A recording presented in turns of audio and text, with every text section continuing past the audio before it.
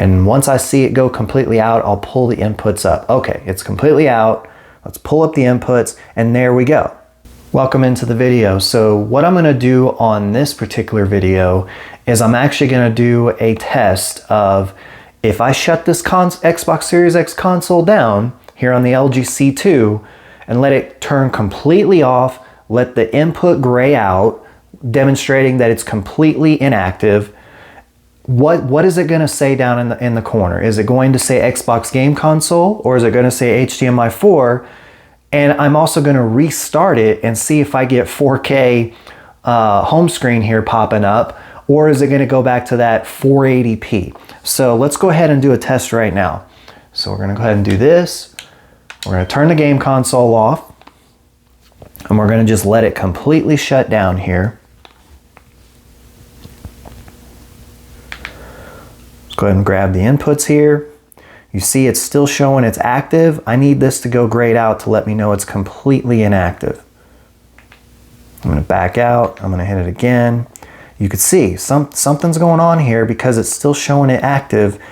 I don't know how long this takes to completely go gray, but I could tell you on the PS5, it pretty much as soon as you see the lighting go out, it's inactive and it goes to gray. So I guess this would be part of the test as well, right? Like, why is this still showing active? It should not. It should not show active. Let's go ahead and do the next part of the test anyway. Turn it back on.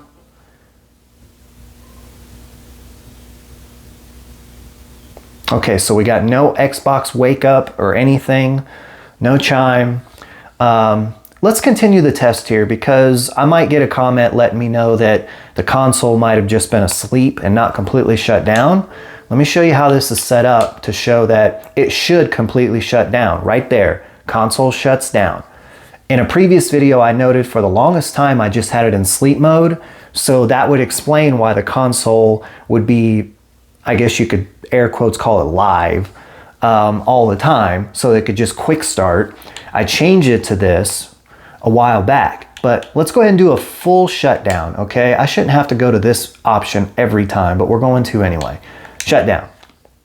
All right, let's repeat this process. We're gonna I'm watching the Xbox light, it's flashing, and once I see it go completely out, I'll pull the inputs up. Okay, it's completely out. Let's pull up the inputs, and there we go. So maybe problem one is identified, that at least on my Xbox Series X console, and drop a comment below if this is how this works for yours as well. On my Xbox Series X console, I just have to go to that full shutdown now when I'm done playing the Xbox, apparently. I can't just hit console off. If that's how Microsoft has this set up, I'm not all that happy with that setup. That you're putting in extra, what's the point of that console off if it's just going to be technically asleep? You know, leave a comment below if I'm misunderstanding that or if there's something wrong with my Xbox. But as you can see here, it is grayed out. That's correct. Xbox Game Console, that's correct. So this is looking good right here. Now, let's go ahead and continue the test and turn it back on. So I'm gonna go ahead and do that. You heard the little chime. Now we should get the Xbox splash screen since it was fully shut down. Let's see if we do. There it is. Okay. Now that looked like a full shutdown and then a full restart right there. And let's check the inputs. And it's active and showing game console.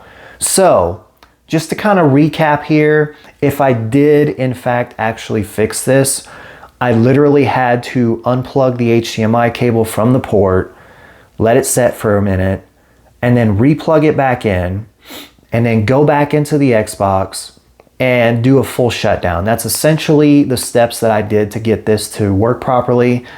In my opinion, the true test is if several days from now, even a couple of days from now, will it still operate that way? Especially if I'm doing the full shutdown, you know, where I go in here, go to power options. If I continue to do it this method, shut down now, and it still works, then I think I found what was going on with my particular setup. But leave a comment below. Let me know if you're seeing these same things. Do you have an LG TV in general? Doesn't have to be an LG C2. Do you have a C1, CX, you know, even a C3? Do you have an Xbox Series X, and are you encountering these same issues with some sort of disconnect between the LG TV and the Xbox? Leave me a comment below. Love the feedback. Love the input from you all. Great community. Appreciate it as always. Obviously, drop a like on it. Definitely want you to do that because it helps get my videos out to more people. If you're not subscribed, go ahead and do so now, especially if you like this sort of content, this more vlog style, you know, where I'm going through things, we're going through things together, that sort of thing.